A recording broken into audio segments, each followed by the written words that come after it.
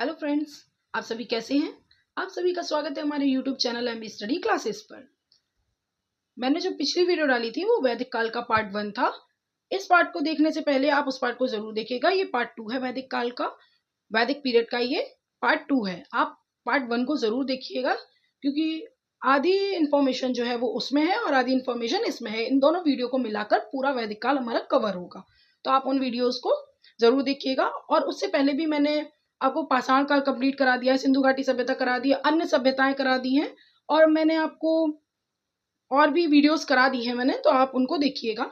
ऐतिहासिक काल के जो स्रोत थे पता करने के वो भी करा दिए हैं, तो आप उन सभी वीडियोस को देखिएगा। उससे आप लोगों को काफ़ी तैयारी में आपको हेल्प मिलेगी, तो आप उसको ज़रूर देखिएगा। ठीक है, चलिए अब हम अपनी इस वीडियो को स्टार्ट करते हैं। हमारी आज की वीडियो वैदिक काल का पार्ट 2 है, इसको हम शुरू करते हैं। वैदिक काल का मैंने पहले आपको बाकी चीज़ें सब बता दी हैं। वैदिक काल में क्या कैसा था, वैदिक काल कितने भागों में बटा हुआ था, वैदिक काल में कितने वर्णों में बटा हुआ था, उसकी प्रमुख नदियां बता दी हैं मैंने आपको, प्रमुख देवता भी बता दिए हैं। अब चलते हैं हम वैदिक काल की सामाजिक व्यवस्था की तरफ।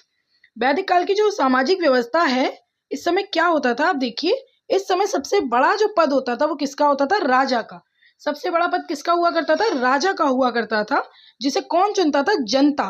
जनता चुना करती थी राजा को। जैसे आज के समय में हम नेताओं को चुनते हैं, उसी तरह उस समय में राजा को जनता चुना करती थी, वो जनजात नहीं होते थे। जैसे आप जानते हैं राजवंशों में राजा का जन्म हुआ, राजकुमार का जन्म हुआ, वो आगे चल के राजा बने, तो उसी तरीके से यहाँ नहीं था, यहाँ राजा को जनता चुना करती थी।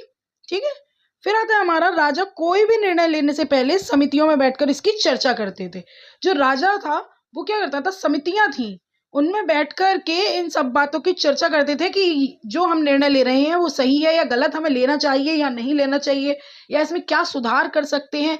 ये सब बातें जो थी वो राजा लेते थे समितियों में बैठकर। ठीक है, सभी के डिसीजन, सभी के अपने अपने डिस्कशन होता था, तब डिसीजन लिया जाता था। ठीक है, फिर आता है वैदिक काल में 3 प्रमुख संगठन थे। वैदिक काल में 3 प्रमुख संगठन कौन कौन से थे? पहला है हमारा सभा। सभा क्या है? यह निम्न या साधारण लोगों का संगठन था। सभा क्या था? इसमें निम्न लोग या साधारण लोग इसमें आया करते थे। ठीक है, इसकी चर्चा 8 बार हुई है। इसकी चर्चा 8 बार हुई है वैदिक काल में।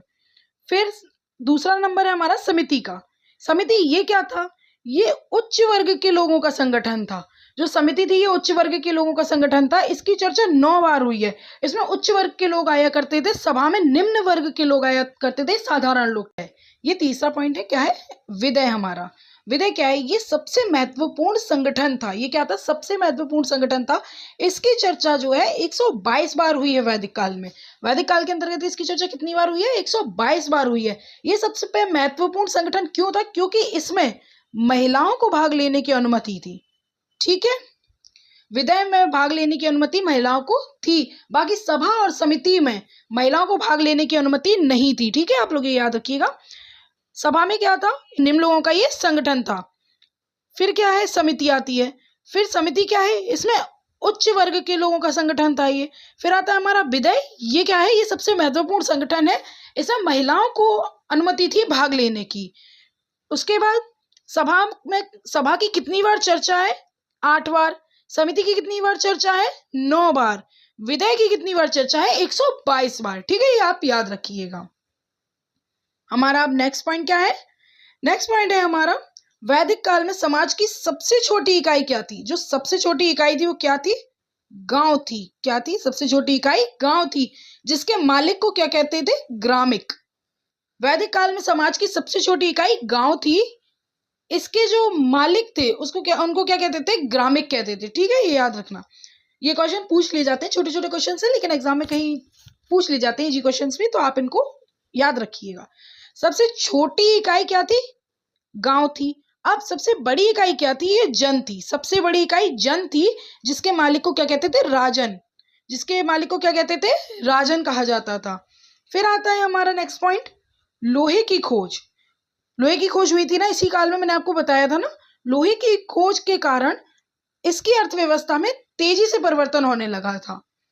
वैदिक काल की जो अर्थव्यवस्था थी उसमें लोहे की खोज होने से परिवर्तन होने लगा था, क्योंकि लोहे की खोज हुई है तो अब व्यापार भी बढ़ेगा, चीजें और भी अच्छे से होने लगेंगी लोहे की खोज से। ठीक है, कोई भी धातु अगर खोजी जाती है तो उससे विकास ही होता है, ये आप देख चुके होंगे पीछे की सभ्यताओं में।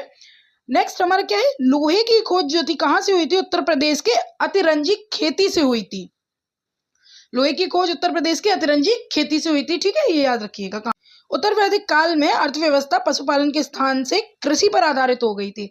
उत्तर वैदिक काल में क्या हो गया था, जो अर्थव्यवस्था थी वो किस पर निर्भर हो गई थी, कृषि पर।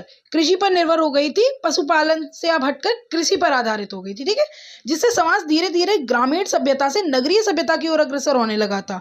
जो समाज था वो ग्रामीण सभ्यता से नगरीय सभ्यता की ओर अग्रसर होने लगा था, उन्नति होने लगी थी समाज में। ठीक है, और क्या हो गया था, इसके खोज से, लोहे की खोज से जन का आकार जो था वो बढ़कर जनपद हो गया था।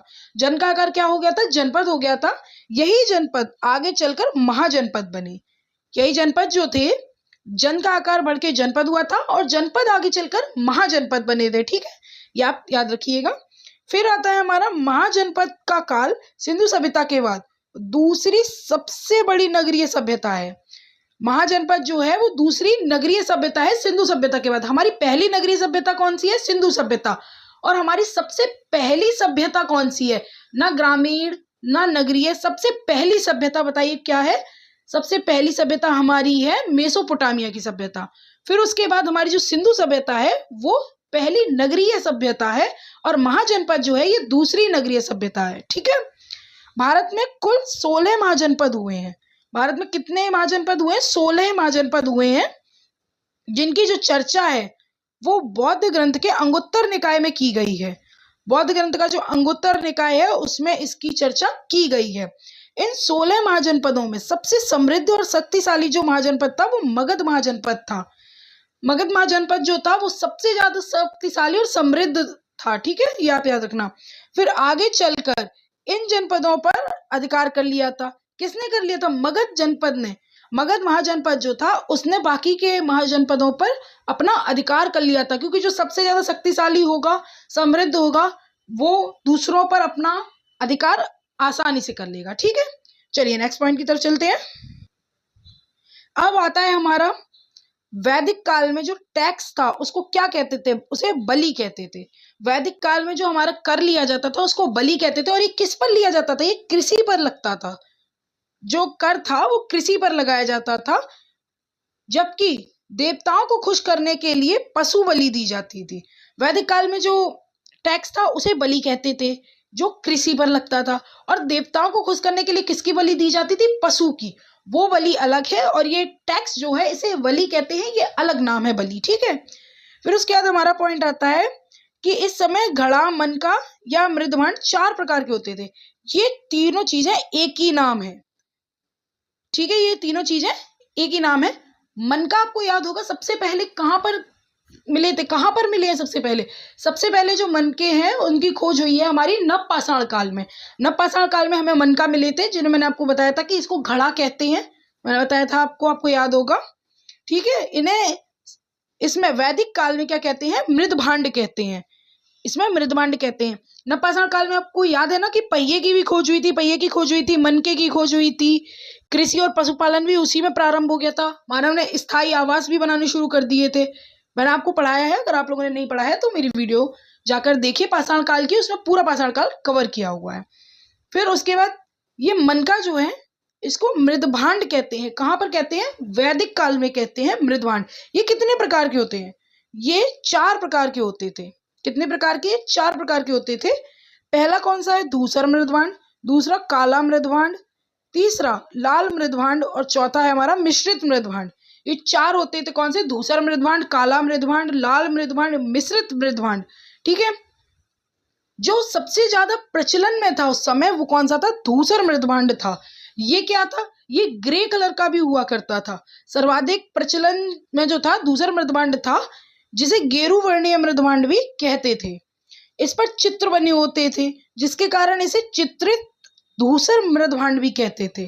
ठीक है, सबसे ज्यादा प्रचलन में कौन सा था, धूसर मृदभांड था। अब नेक्स्ट पॉइंट है हमारा मिश्रित मृदभांड। ये क्या है? ये लाल और काले दोनों के मिश्रण होते थे। जो मिश्रित मृदभांड होते थे, काले और लाल मृदभांड का मिश्रण होते थे। इस समय 3 प्रकार के यज्ञों का प्रचलन था। कितने प्रकार के? 3 प्रकार के यज्ञों का प्रचलन था। पहला यज्ञ था हमारा अश्वमेध यज्ञ। पहला अश्वमेध यज्ञ था, दूसरा वाजपेयी यज्ञ था, तीसरा राजसेय यज्ञ था। ठीक है, अब चलिए अश्वमेध यज्ञ क्या था? इसमें क्या होता था? घोड़े को यज्ञ करके छोड़ दिया जाता था। यज्ञ करने के बाद घोड़े को छोड़ दिया जाता था। फिर क्या किया जाता था? जहां तक ये घोड़ा जाता था वहां तक का जो क्षेत्र था वो राजा अपने अधिकार में ले लेता था। ठीक है, और फिर क्या होता था? जो कोई भी घोड़े को रोकता था उस व्यक्ति को राजा से युद्ध करना पड़ता था। उस व्यक्ति को क्या करना पड़ता था? राजा से युद्ध करना पड़ता था, नहीं तो वो क्षेत्र राजा को देना पड़ता था। ठीक है, नेक्स्ट हमारा आता है वाजपेयी यज्ञ। इसमें क्या था? इसमें राजा अपनी शक्ति का प्रदर्शन करता था।